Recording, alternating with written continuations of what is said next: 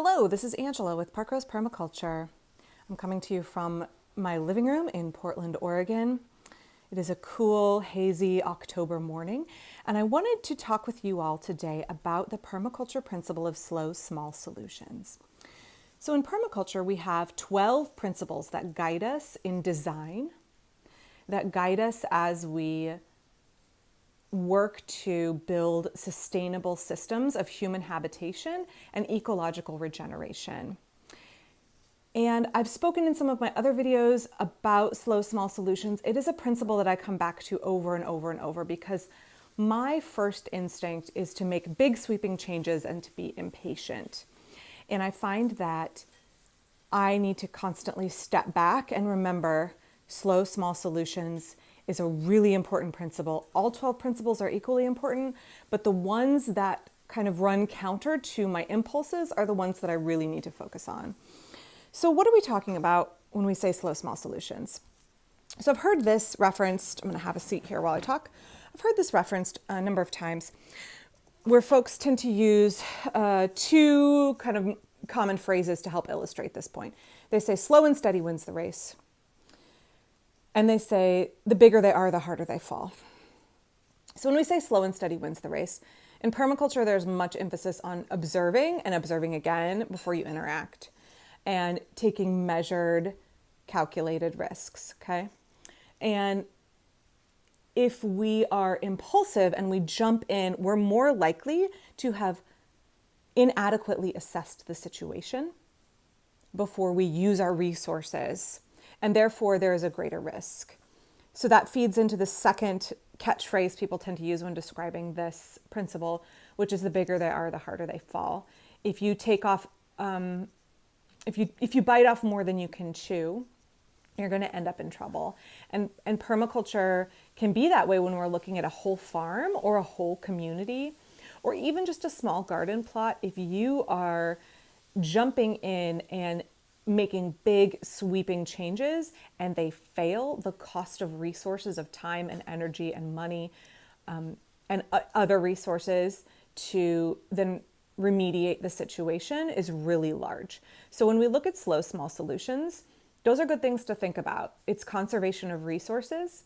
It's making sure we're taking the time to plan effectively and to have effective strategies that actually do make human habitation and human subsistence more sustainable and more fulfilling and thriving, right? So that people have a better quality of life.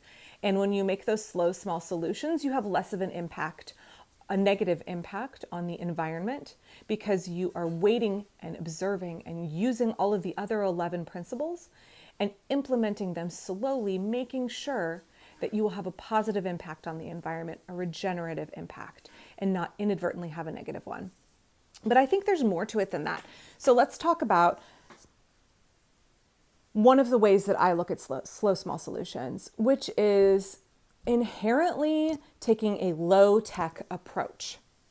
On a farm, it can look like having your fields plowed by oxen or horses instead of using petroleum-powered machinery. It can look like using bats or birds or ladybugs or praying mantis to deal with your pest situations instead of making a big sweeping crud. I have a pest situation. I need to sweep in with an insecticide, a pesticide, which has big sweeping ramifications for all kinds of species.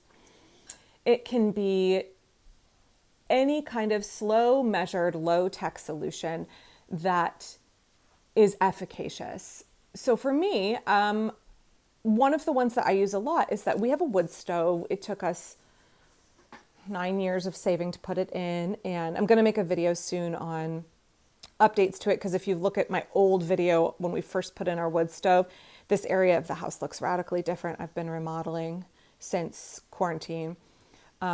But I use a low-tech solution to deal with the fact that we live in a 100-year-old house that is a slow, small solution. So a big sweeping change would be our upstairs of our house is very cold and there is only one vent from our heater that goes up there. So the upstairs is really cold. We thought putting in this wood stove, it would increase the warmth of the house, and it does. The downstairs used to be freezing, especially because we have a sunroom behind us that is very poorly insulated. And so this was a low tech, not super low cost, but sustainable solution for us because we live in a part of the world where I can get a constant supply of free wood. And so we thought that that would help heat everything, but it didn't work completely. So I thought, well, I can cut out a register in the ceiling and then it will go up and be the floor in my daughter's room, and that will help heat things up there.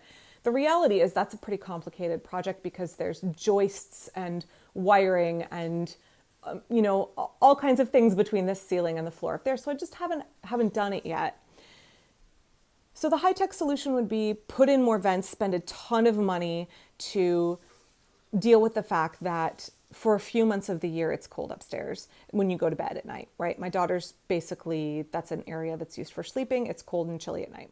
So permaculture would say, how can I implement a low-tech, minimal resource use change that will be effective, that will make a difference?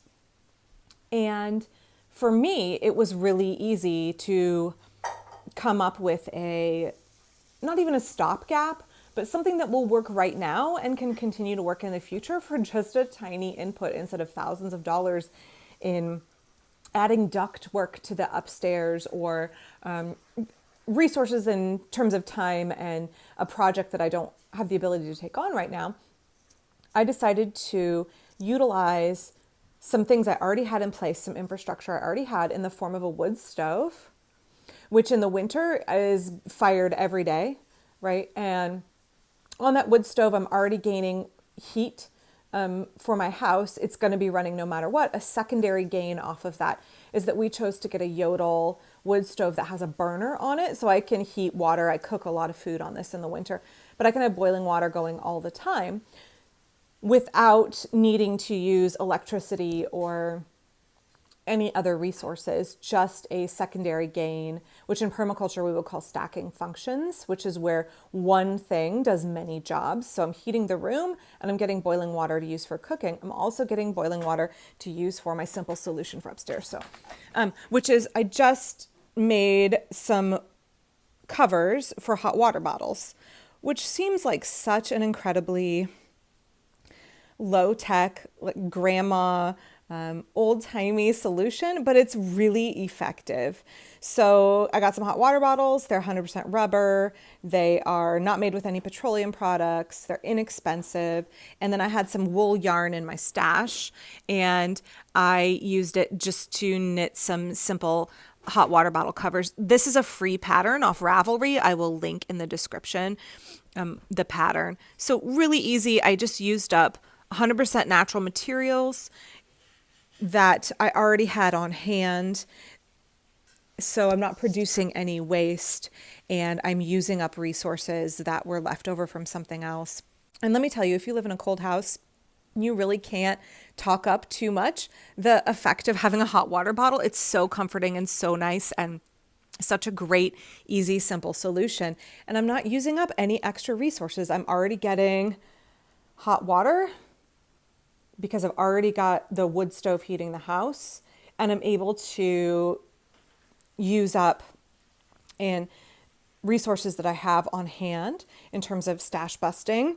And I'll put a link in the description. This is brown sheep lamb's pride wool, which I get the seconds from a company called the Sheep Shed Studio. And so it's very affordable. These are mill end seconds that they couldn't sell in the store and would otherwise be a waste product because they have imperfections, but totally perfect for making a hot water bottle cover. And so my kids are able to have a nice, warm, comforting thing to carry around with them on a cold morning and take to bed with them on a cold night. I'm not expending resources. It is an incredibly simple solution. So I think that when we are looking at those slow, small solutions in permaculture, let's not undervalue or underestimate the low-tech things we can take on, especially things that were used by folks in the past when they didn't have the luxury of plastic, and they didn't have the luxury of being unsustainable, and they didn't have the luxury of producing waste and living a wasteful, consumptive life. Let's look at those solutions and see, well, they were something that people valued back then. Why is that? And is it something that we still need to value today? And I think that if we hearken back to some of those old-timey solutions, we'll see that they're really applicable in permaculture, and they are slow and small, and they are something that we can take on that is approachable, easy, works well, minimal input, and a good result, a good outcome for us. So please feel free in the comments. I would love to hear what slow, small solutions you use.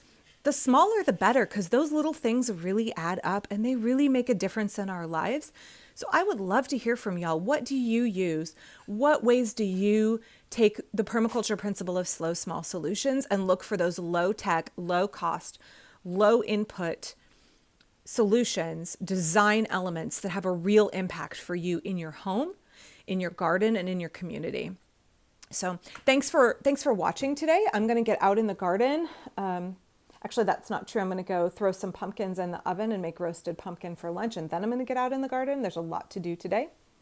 Hope you all stay well. Please be sure and like this video if you enjoyed it and got something out of it. And please, let's have a conversation in the comment section. I'd love to hear more about ways you use the permaculture principle of slow, small solutions. Thanks.